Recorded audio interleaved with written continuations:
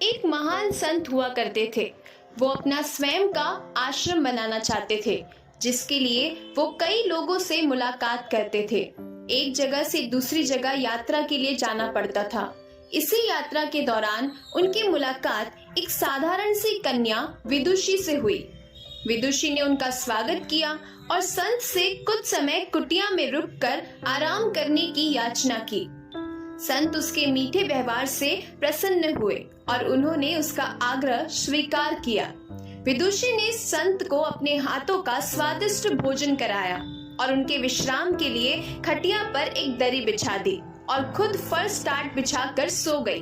विदुषी को सोते ही नींद आ गई। उसके चेहरे के भाव से पता चल रहा था कि विदुषी चैन की सुखद नींद ले रही है। उधर संत को खाट पर नींद नहीं आ रही थी। उन्हें मोटे नरम गद्दे की आदत थी जो उन्हें दान में मिला था। वो रात भर विदुषी के बारे में सोच रहे थे कि वो कैसे इस कठोर जमीन पर इतने चैन से सो सकती है। दूसरे दिन सवेरा होते ही संत ने विदुषी से पूछा, तुम कैसे इस कठोर धरा पर इतने चैन से सो रही थी? तब उसने बड़ी सरलता से उत्तर दिया, हे गुरुदेव, मेरे लिए मेरी ये छोटी सी कुटिया एक महल के समान है। इसमें मेरे श्रम की महक है। अगर मुझे एक समय भी भोजन मिलता है तो मैं खुद को भाग्यशाली मानती हूँ। जब दिन भर के कार्यों के बाद मैं इस धरा पर सोती हूँ तो मुझे माँ की गोद का आत्मीय एहसास होता है। मैं दिन भर के अपने सत्कर्मों का विचार करते हुए चैन की नींद सो जाती हूँ। मुझे एहसास भी नहीं होता कि मैं इस कठोर धरा पर हूँ। यह सब सुनकर संत जाने लगे। तब विदुषी ने पूछा, हे गुरुवर, क्या मैं भी आपके साथ आश्रम के लिए धन एकत्र करने चल सकती हूँ?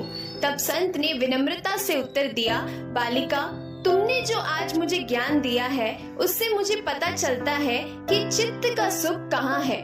अब मुझे किसी आश्रम की इच्छा नहीं रह गई है।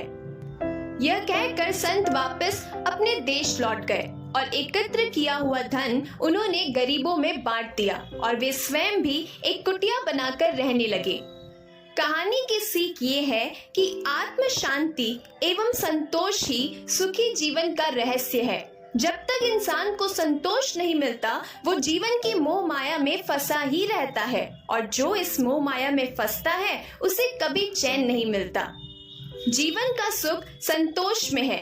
अगर मनुष्य जो है उसे स्वीकार कर ले और उसी में खुशियां तलाशे तो वो उसी क्षण सारे सुख का अनुभव कर लेता है। जिस तरह विदुषी एक वक्त के भोजन को ही अपना सौभाग्य मानती है और कठोर धरा पर भी चैन से सोती है, उसी कारण उसे जीवन में सभी सुखों का अनुभव हुआ है।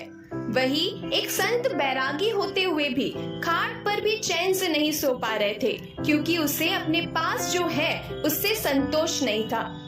जिस दिन उसने यह सत्य स्वीकार कर लिया उसे एक कुटिया में भी अपार शांति का अनुभव होने लगा।